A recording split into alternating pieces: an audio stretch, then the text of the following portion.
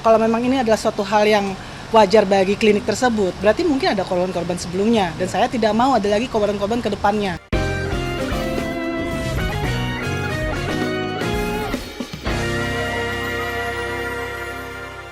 Masih bersama kami di Konspirasi Prabu, pemirsa. KPK tetapkan tersangka baru terkait kasus suap proyek Bandung Smart City yang menjerat Wali Kota Bandung nonaktif Yana Mulyana. Tersangka Direktur Komersial PT Manggaling Rizky Karyatama atau Marktel berinisial BS.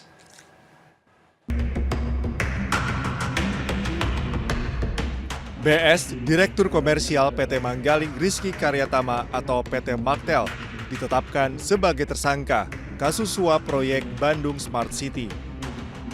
BS ditetapkan sebagai tersangka setelah ditemukan fakta-fakta baru dari proses penyidikan Wali Kota nonaktif Kota Bandung Yana Mulyana. BS diduga memberikan sejumlah uang kepada Yana terkait dengan proyek PT Marktel yang berhubungan dengan proyek lalu lintas di Kota Bandung. Total nilai proyek yang didapatkan BS dari tahun 2022 sampai dengan 2023 sebesar 6,7 miliar, diantaranya proyek pengadaan alat pengendali lalu lintas di Kota Bandung. Menjadi bukti awal penerimaan uang yang diberikan BS pada YM melalui DD dan KR sejumlah 1,3 miliar. Sebelumnya KPK telah menetapkan Yana Mulyana bersama 5 tersangka kasus dugaan korupsi pengadaan barang dan jasa terkait pembangunan Bandung Smart City 2020 hingga 2023.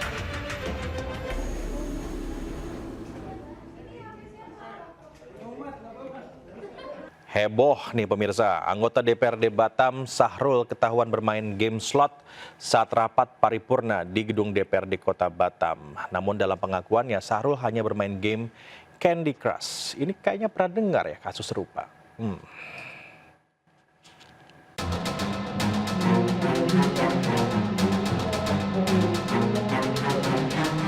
Inilah video amatir yang ramai diperbincangkan di media sosial saat seorang anggota DPRD Batam, Sahrul, asik bermain game judi online saat persiapan rapat paripurna. Anggota DPRD dari fraksi Partai Amanat Nasional ini terlihat fokus dengan game yang dimainkannya, meski MC sudah mengumumkan akan menyanyikan lagu kebangsaan Indonesia Raya. Menanggapi hal tersebut, Sahrul membantah telah bermain game slot saat paripurna. Namun game yang dimainkannya merupakan permainan game jenis Candy Crush. Saya menunggu waktu paripurna, saya isi dengan bermain Candy Crush. Jadi dalam hal ini bukan slot atau judi itu. Saya nggak paham dengan slot judi itu. Jadi saya tegaskan sekali lagi itu memang saya bermain Candy Crush sebelum paripurna dimulai.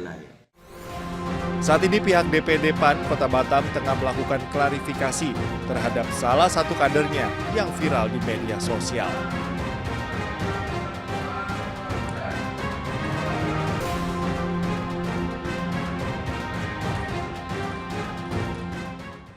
Ya pemirsa, baru-baru ini jagat maya dihebohkan dengan informasi mengenai artis Nani Darham yang meninggal dunia setelah menjalani operasi sedot lemak di sebuah klinik di Jakarta Selatan. Merasa ada yang janggal dengan kematiannya, pihak keluarga Nani Darham pun melaporkan tim dokter ke polisi atas dugaan malpraktik.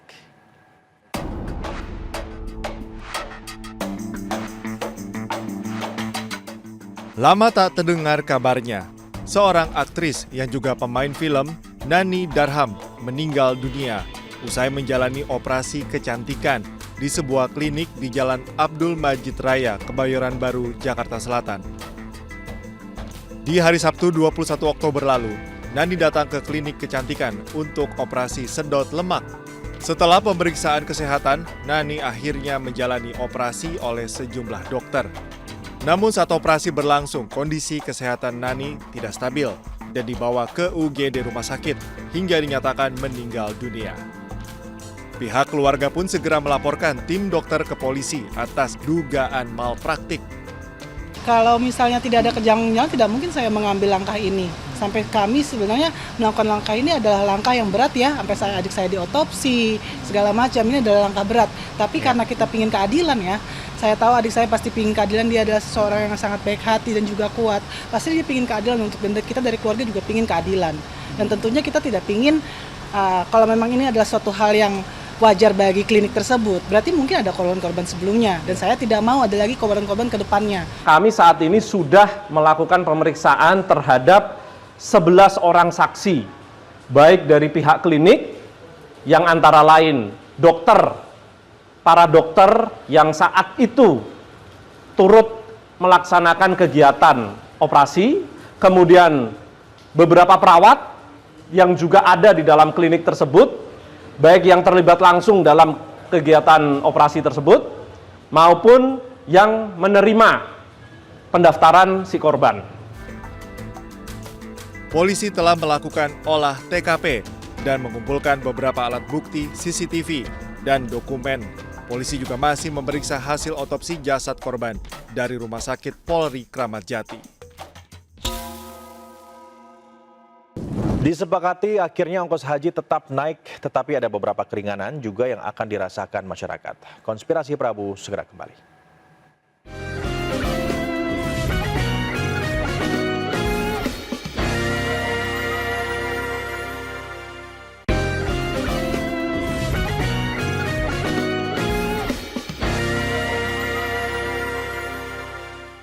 Pemirsa, kenaikan ongkos haji tahun 2024 menjadi sorotan publik karena dinilai terlalu memberatkan. Tetapi akhirnya Kementerian Agama dan Komisi 8 DPR RI mencapai kesepakatan. Ongkos haji tetap naik, tetapi ada beberapa keringanan yang juga akan dirasakan oleh masyarakat. Selain itu, kuota jamaah haji Indonesia juga bertambah menjadi 241.000 jamaah. Nah, berikut informasi selengkapnya.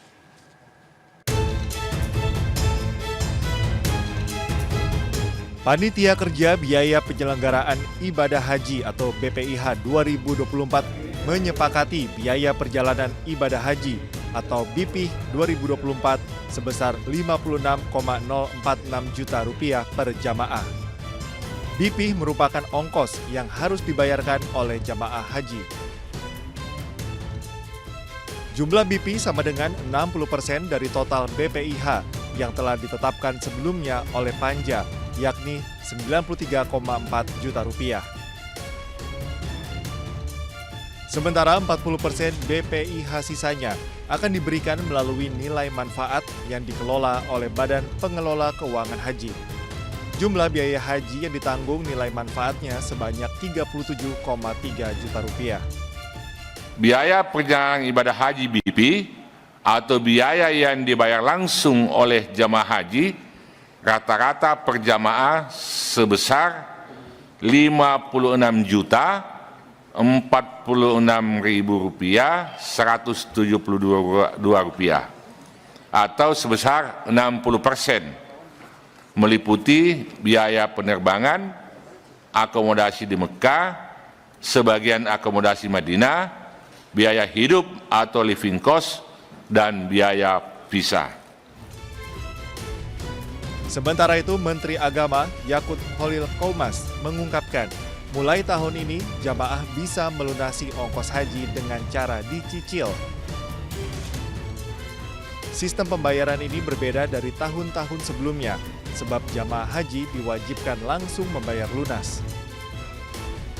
Kedepan skema baru dalam pelunasan biaya penyelenggaraan ibadah haji atau BPIH harus mulai diterapkan, yaitu jamaah calon haji bisa melakukan pelunasan ongkos haji dengan cara mencicil atau angsuran, sehingga sisa biaya haji yang harus dilunasi tidak terasa lebih banyak. Pimpinan dan anggota Komisi 8 DPR RI yang terhormat, pada prinsipnya tentu kami menyetujui hasil pembahasan Panitia Kerja BPIH untuk dapat disahkan menjadi BPIH tahun 1445 Hijriah 2024 Masehi. Pihak Panja DPR juga memastikan kuota untuk jamaah haji Indonesia sebesar 241.000 jamaah atau naik 20.000 dibandingkan tahun lalu. Penambahan kuota ini bisa mempercepat antrean jamaah haji Indonesia. Hasil kesepakatan antara Kementerian Agama dan Komisi 8 DPR RI selanjutnya akan disampaikan kepada Presiden untuk ditetapkan menjadi peraturan Presiden.